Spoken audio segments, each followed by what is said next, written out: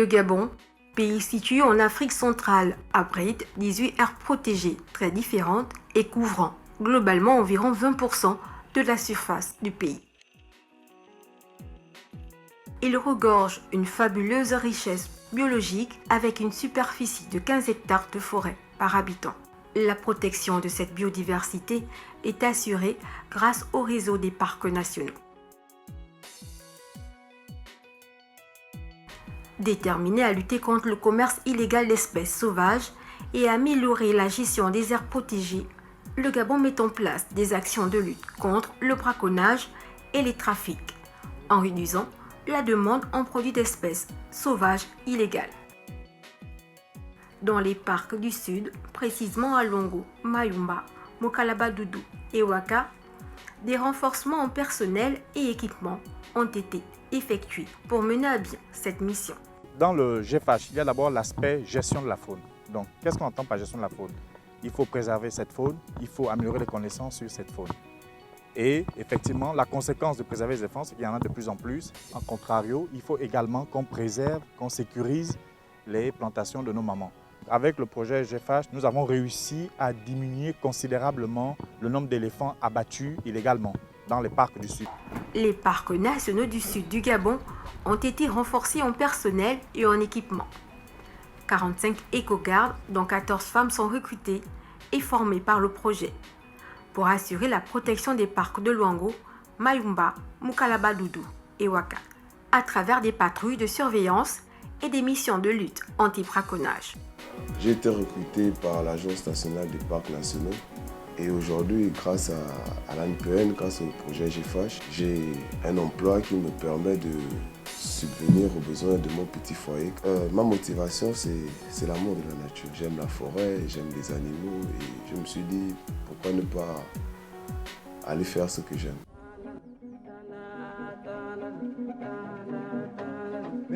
La surveillance conjointe Gabon-Congo de la frontière est rendue possible grâce au renforcement de l'accord de coopération du parc transfrontalier Bayumba-Kongwati. Nous faisons des patrouilles de jour, des patrouilles de nuit et les randonnées en forêt afin de pouvoir sensibiliser les populations, lutter contre le braconnage et le trafic des produits de la faune.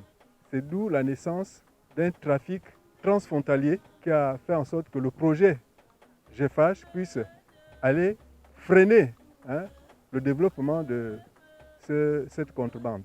La durée du projet s'étalant de 2017 à 2023 avec un don du Fonds mondial pour l'environnement logé à la Banque mondiale et mis en œuvre par l'Agence nationale des parcs nationaux ANPN et la Direction générale de la faune et des aires protégées. Après 5 ans d'exécution, les résultats du projet GFH sont palpables. C'est un bilan relativement positif et on peut noter malgré cela qu'on a pu réaliser sur le terrain un certain nombre d'activités. À titre d'exemple, on va vers la fin de la construction de l'antenne de surveillance de Doussala dans le département d'Adola. C'est un élément positif qui permettra à nos équipes de se déployer sur le terrain de manière permanente sur cette zone transfrontalière où il y a une activité illicite qui est assez connue. À cela, on peut ajouter la formation de nos personnels. Comme vous savez, on a pu bénéficier grâce à ce financement à la formation des OPJ, la licence 20 à la faune des aires protégées. Nous pouvons aussi noter l'acquisition en termes de matériel roulant et flottant. On a pu avoir le matériel nous permettant de nous mouvoir sur le terrain. Pour arriver à l'atteinte des objectifs du GFH en ce qui concerne la réduction du braconnage, une antenne de surveillance à la frontière Gabon-Congo dans la province de Langounié à Doussala a été construite pour renforcer la surveillance transfrontalière et limiter le grand braconnage. Pour la Direction générale de la faune et des aires protégées, nous pensons la transformer directement en une brigade de faune.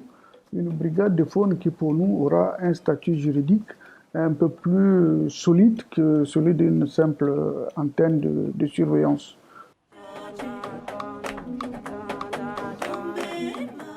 Résolument engagé dans la réduction du braconnage, le GFH a mis en place un laboratoire génétique de la faune qui permet d'améliorer les connaissances scientifiques sur l'éléphant et de réduire la criminalité faunique en facilitant les enquêtes judiciaires sur la traçabilité de l'ivoire grâce à la génétique et l'ADN des éléphants.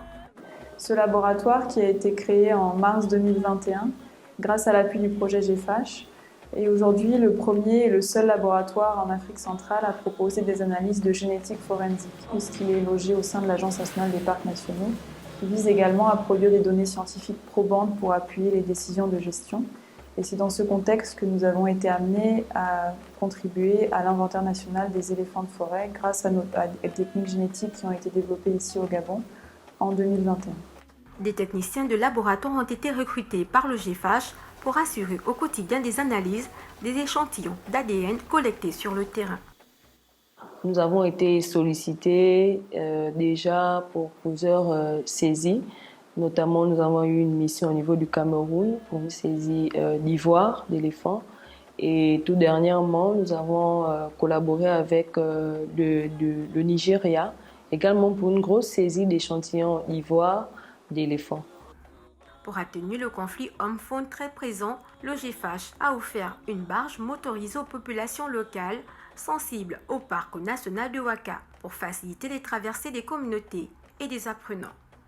Il faut retenir que pour écouler leurs marchandises et scolariser leurs enfants, les communautés parcouraient des kilomètres pour aller à Evuta. On avait tellement du mal, c'est-à-dire on partait de Evuta pour atteindre le débarcadère en passant par Ikobe, vraiment à pied, et on passait suffisamment de temps pour arriver à Ikobe, plutôt pour arriver au débarcadère afin de trouver une pirogue pour nous ramener de l'autre côté. Lorsque nous étions malades, c'était quasiment compliqué parce qu'il fallait passer autant de nombre de jours ici pour attendre, pour laisser voir passer une pirogue qui nous amenait pour acheminer le malade du côté de Sindara, le dispensaire de Sindara ou de Fugamu.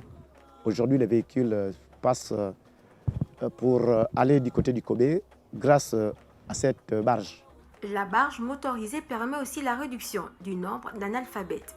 Des enfants des villages enclavés peuvent maintenant en toute sécurité aller à l'école de l'autre côté de la rive. Sans cette barge, j'aurais abandonné l'école pour accompagner ma mère dans des champs. Le braconnage et la déforestation font fuir les éléphants de leur milieu naturel, créent des tensions entre humains et animaux quand ces derniers se rapprochent des villages pour y rechercher sécurité et nourriture. Il arrive que les éléphants, lors de leur parcours, endommagent les cultures des communautés. On assiste alors à un désamour des communautés pour la faune et spécifiquement pour l'éléphant. Ainsi, pour arriver à l'atténuation des conflits entre l'homme et l'éléphant, qui a pris une dimension telle que le problème est désormais national avec des plaintes venant de toutes les provinces, les efforts pour arriver à régler ce problème sont mis en œuvre par le projet GFASH qui a lancé la création d'une base de données nationale des conflits hommes-éléphants afin de mettre sur pied des stratégies durables permettant l'atténuation de ce conflit. La base de données CHE, c'est d'abord une collecte d'informations, de données sur le terrain par différents éléments, nos agents. Donc dès qu'ils collectent la donnée sur le terrain, ils la transfèrent dans nos différents locaux, que ce soit au siège de l'ANPN ou dans nos différents parcs. Et dès que nous collectons ces données, nous les modélisons, nous les reconstituons sur des fichiers, que ce soit des fichiers Excel ou sur des fichiers numériques. Cette base de données facilite la traçabilité des informations récoltées sur le terrain pour la gestion et la mise en place d'outils d'atténuation des conflits hommes-faune.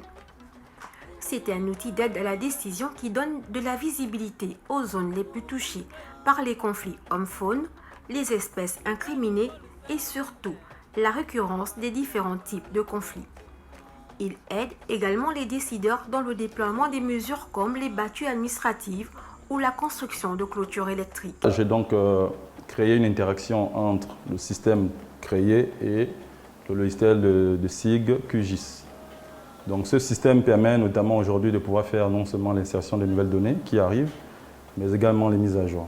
Cet outil d'aide à la décision donne la cartographie des dévastations liées au conflit homme-faune. Cette base aide à la priorisation des sites de construction de clôtures électriques. Les études et les travaux de construction de clôtures électriques sont menés sur le terrain avec la participation des communautés qui elles-mêmes choisissent leur site d'implantation des clôtures. 2 clôtures électriques à Ndindi au parc national de Mayumba et à Mourindi au parc de Moukalaba-Doudou ont été construites dans le cadre de l'atténuation des conflits hommes-faune. Les deux clôtures ont permis aux communautés locales de pouvoir à nouveau profiter de leur agriculture après de longs mois de déshérence et de désespoir face aux destructions répétitives des champs par les éléphants. Avant la barrière, on ne plantait pas à cause des éléphants. Depuis qu'on est venu faire la barrière avec des autres plantations qui sont là-bas, on était bien. On a encore débroussé, on a encore fait tout ce qu'on fait. On a brûlé, on vient de planter. L'OGFH a aussi réhabilité la route Mourindi-Doussala et le pont sur la rivière d'Ibotsa au parc national de Mokalabadoudou pour faciliter l'accès aux communautés et aux touristes. La réhabilitation de ces infrastructures a permis aux communautés villageoises résidant dans cette zone de vivre à nouveau de leur activité touristique autour des gorilles. Cette activité d'observation de grands singes offre d'autres sources de revenus aux communautés de la localité. La Banque mondiale effectivement soutient donc le gouvernement gabonais pour la biodiversité et surtout pour la conservation des parcs au Gabon, à travers notamment un de nos projets qui s'appelle le GFH. Donc ce projet qui a eu de très bons résultats et qui est donc en fin, puisqu'il vient à terme en janvier, la première année les premiers mois de 2023. Nous tenons justement à féliciter non seulement l'ANPN qui a mis en œuvre ce projet, mais vraiment vivement féliciter l'équipe projet qui a vraiment au quotidien et de façon vraiment diligente vraiment facilité l'implémentation de ce projet, qui est aujourd'hui un beau succès.